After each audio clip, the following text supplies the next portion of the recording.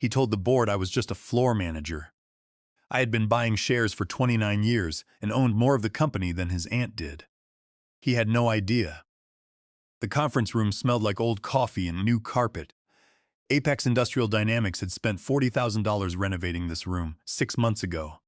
New carpet, new leather chairs, frosted glass panels on the doors.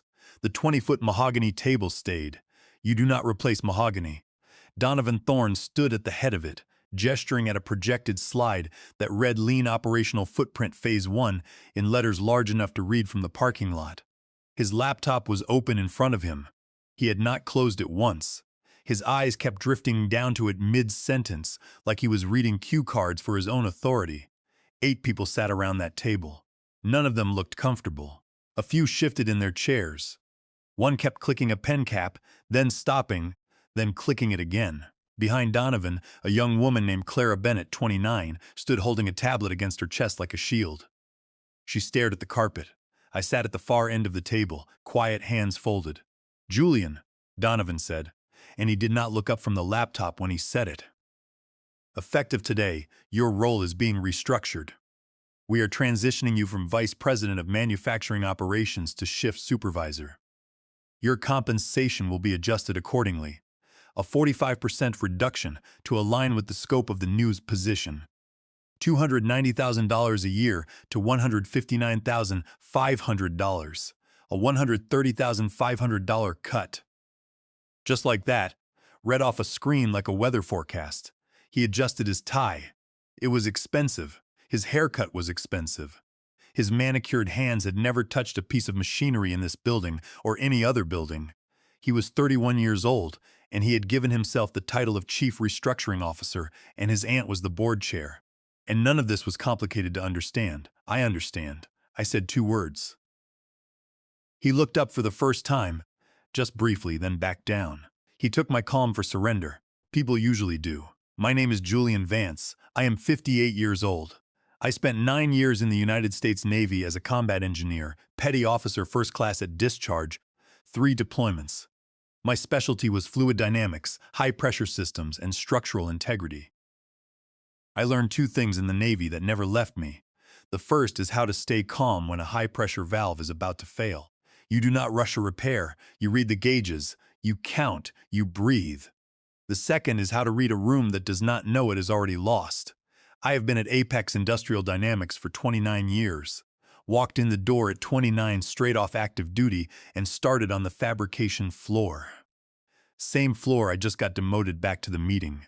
I came to Apex because a Navy buddy told me they were hiring, and because the high-pressure systems industry made sense to a man who had spent 9 years understanding what happens to structures under intense stress. I started as a floor worker, monitored gauges, ran pressure tests, learned the systems by number, then by sound, then by vibration. You can tell when a batch of industrial sealant is off by 0.4% just from the hum of the pipes if you have listened to enough of them. I have listened to thousands.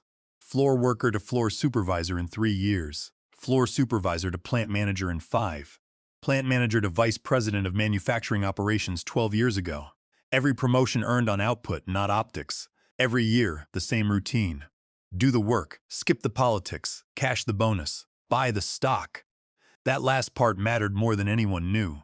My wife, Evelyn Vance, died 7 years ago. Breast cancer, 20 months from diagnosis to the end. She was a high school physics teacher. She was the kind of person who remembered every student's name from every year she ever taught, and they remembered hers. The church was standing room only. I was not there for her last week. There was a rupture in containment line 4, a catastrophic seal failure in the primary pressure housing. If it had blown fully, we were looking at $42 million in equipment damage and 4 months of lost production. I drove to the plant at 3 in the morning and did not leave for 8 days. I managed the repair sequence personally, oversaw every weld, every pressure test, every recalibration. I saved the line. I saved the production schedule. I saved the company $42 million.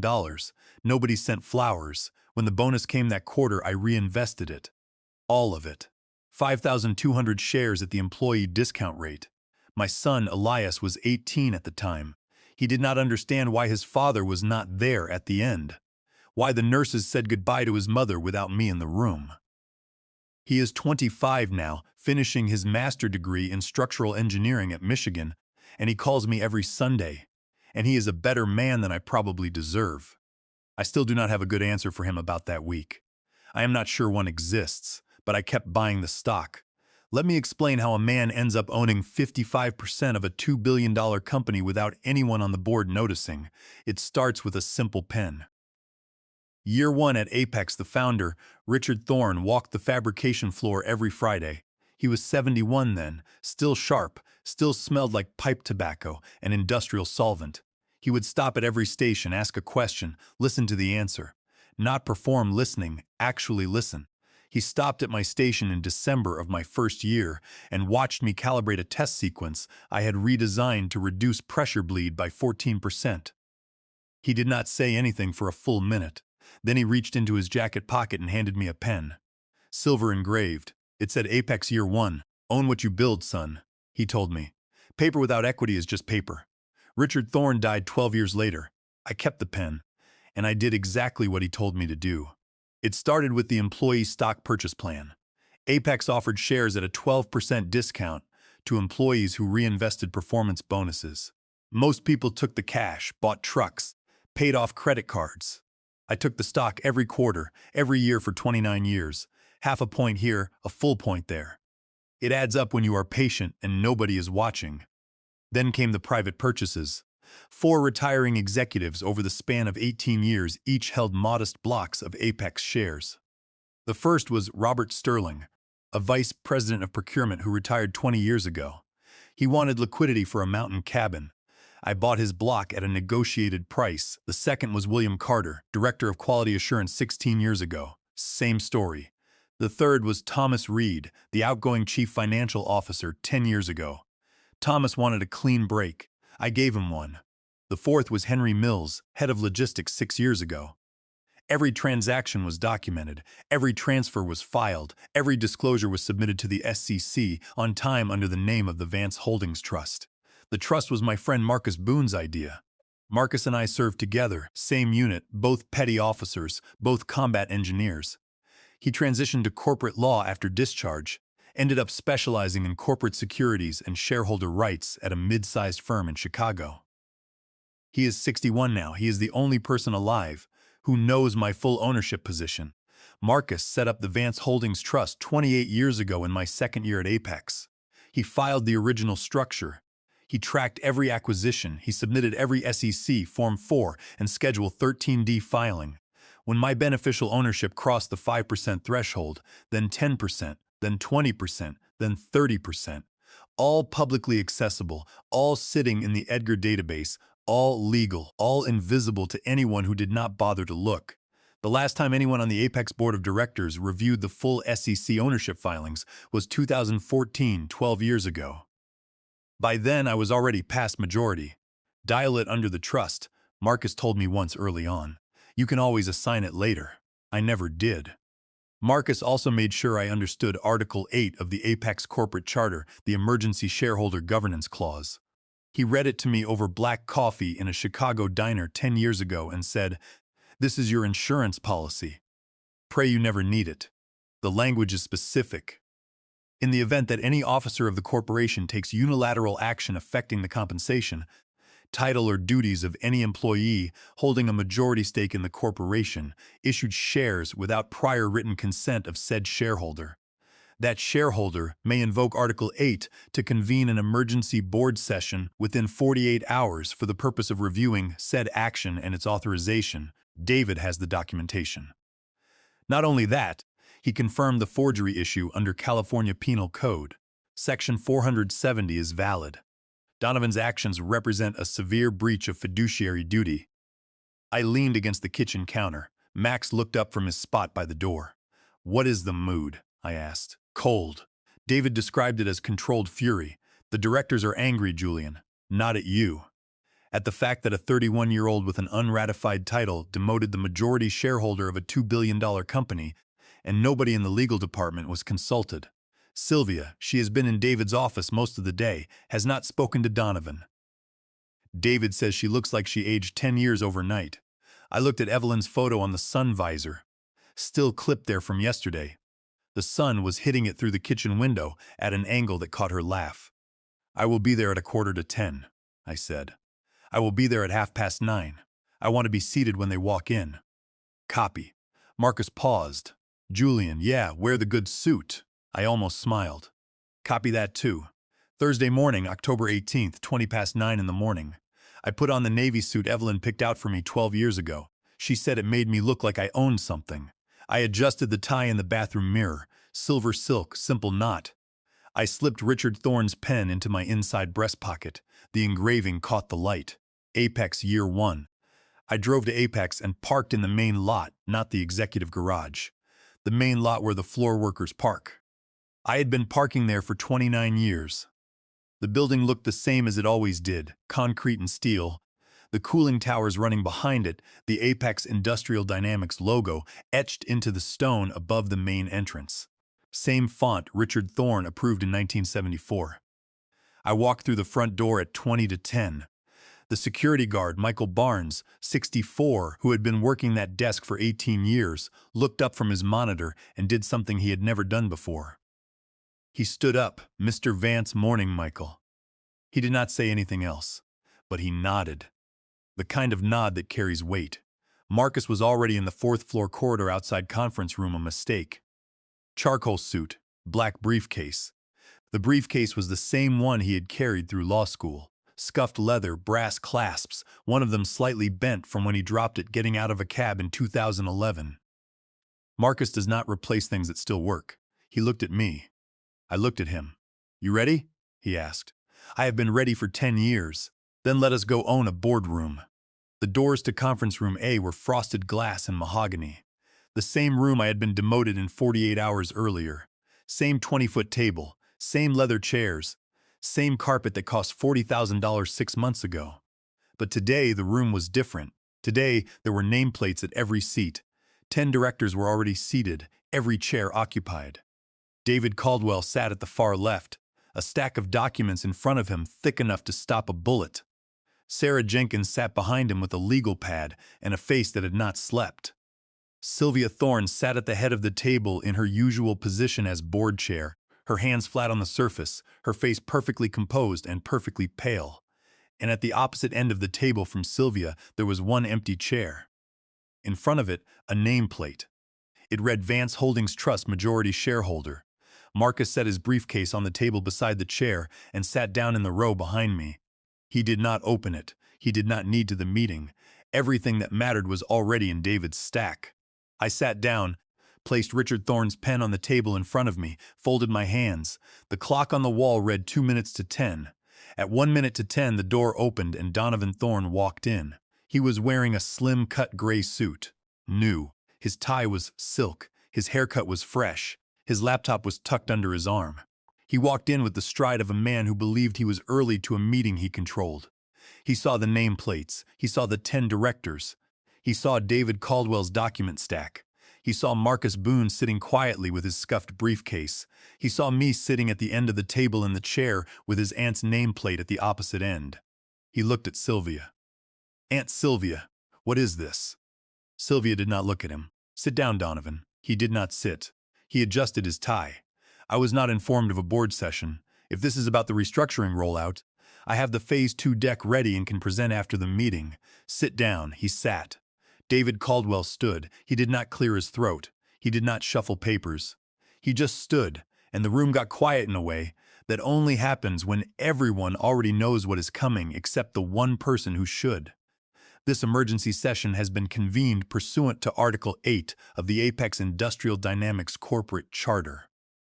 David said the filing was submitted Tuesday evening at 7:07 by the Vance Holdings Trust on behalf of its sole beneficiary, Julian Vance.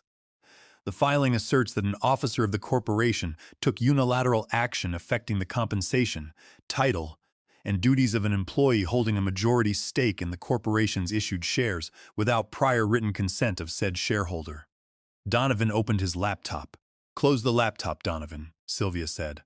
Her voice was flat. He closed it slowly. David continued. "The Vance Holdings Trust holds 55% of Apex Industrial Dynamics issued shares. This position has been documented in continuous SEC filings, including Form 4 and Schedule 13D amendments for 28 years. Every filing is publicly accessible through the Edgar database. Every acquisition, including share purchases from 4 retiring executives, quarterly reinvestment through the employee stock purchase plan, and private transfers was properly disclosed and documented. David picked up the top sheet from his stack and held it where the room could see it.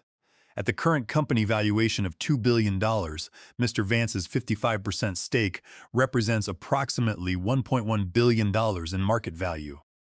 One of the directors, James Sterling, who had been on the board for 9 years, leaned back in his chair and exhaled through his nose. The director next to him, Laura Vance, closed her eyes briefly. Donovan looked at me. For the first time since I had known him, he was not performing. That is not... He stopped, started again. Those filings cannot be... They are bulletproof, Marcus said from behind me. His voice was calm and level, the way it always was. The way it was when we monitored pressure systems in places I still cannot name. Every threshold properly reported, every transfer legally executed, every disclosure filed on schedule. 28 years of immaculate documentation. I built this structure myself. Donovan looked at Sylvia, Aunt Sylvia. Sylvia's eyes were on the table. She did not look up. David set the paper down. Additionally, the title of Chief Restructuring Officer, under which Mr. Thorne took the action in question, was never ratified by a full board resolution. It was created by executive memo and installed without a formal vote. 4 directors objected at the time and were overridden. Furthermore, the signature on the authorization document was forged, violating California Penal Code Section 470, rendering the entire demotion void ab initio. The 4 directors in question did not move. They did not need to the meeting. Everyone in the room already knew. Which means, David said, that Mr. Thorne's authority to restructure the compensation of any officer of this corporation is legally void, independent of the ownership issue. He has also committed a severe breach of fiduciary duty. Donovan's hands were flat on the table. The manicured fingers that had never touched machinery were perfectly still. His face had lost 2 shades of color since he sat down. "This is a clerical issue," Donovan said. "A filing discrepancy. We can resolve this with a governance review and..." Left. Donovan, Sylvia's voice was quiet. "Stop talking." He stopped. David looked around the table. "A motion is before the board to reverse all restructuring actions taken by Donovan Thorne under the unratified title of Chief Restructuring Officer, and to remove Mr. Thorne from his position effective immediately, citing breach of fiduciary duty and forgery. The motion has been submitted by the majority shareholder. I will call the vote." He went around the table, one by one. Every director stated their vote out loud. Director Sterling, yes. Director Laura, yes. Director Mitchell, yes. Director Hayes, yes. Director Grant, yes. Director Foster, yes. Director Blake, yes. Director Hughes, yes. Director Nolan, yes. David paused, looked at Sylvia, Chair Thorne. Sylvia lifted her head. She looked at her nephew. He was staring at her with an expression I had seen before on the faces of men who just realized the ground they were standing on was not solid. "Yes," Sylvia said. 10-0. Unanimous. The room was silent for exactly 5 seconds. Then David spoke. "The motion carries. Mr. Thorne, your position is terminated effective immediately. Security will escort you to collect personal belongings. Your access credentials will be revoked within the hour." Donovan stood up, his chair rolled backward and hit the credenza behind him. He looked at me. "You sat there," he said. "Tuesday you sat right there and said, 'I understand.'" I looked at him. "I did understand," I said, "better than you." He stood there for another 4 seconds. His mouth opened. Nothing came out. The door opened. Michael Barnes walked in, accompanied by a second security officer. Michael's face was professionally blank, but I had known him for 18 years, and I saw the corner of his mouth, just barely. Donovan looked at his aunt one more time. She was staring at the table. He walked out. Michael walked behind him. The frosted glass doors closed. Click. The board session continued for another 3 hours.